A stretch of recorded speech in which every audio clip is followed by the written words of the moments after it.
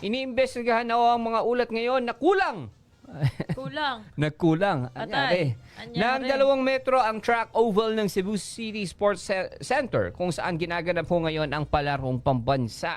Ayon ho kay Philippine Sports Commission ng PSC, Edward Haico, nagsasagawa na sila ng sariling investigasyon katuwang ang Department of Education. Kasi ang Department of Education ho kasi nangunguna sa palarong pambansa dahil ang ating palarong pambansa ay nilalakuhan ng mga elementary at high school. Yes. Ayan ha. At ng lokal na pamahalaan ho ng Cebu City, ang host city ho natin sa palarong pambansa ngayon.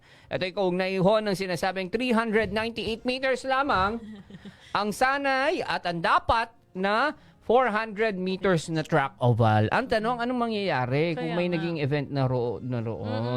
Di ba? Oo. Meron na ba? Pero alam ko meron na eh. May naglaro na. May naglaro na eh. 3 days na din eh. Oo.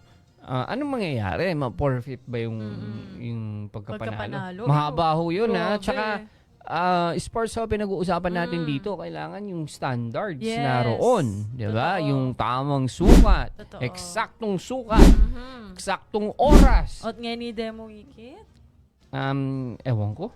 Matatandaan na umani ho ng sari-saring reaksyon sa social media ang nasabing oval dahil ilang araw na lamang bago ang pagbubukas ho ng palarong pambansa ay nakitaan ho ng uka-uka at mga cracks. Butas-butas. Itong oval na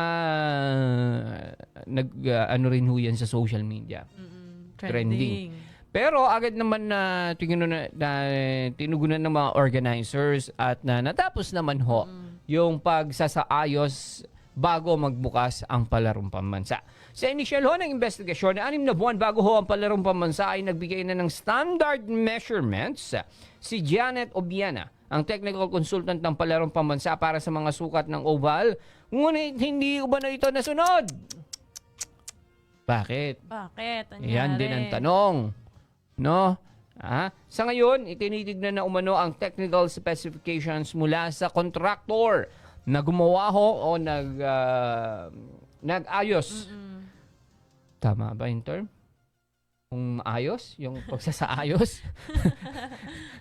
ng contractor na nag-renovate. Ayan, sabihin na natin bilang bahagi ng kanilang investigasyon.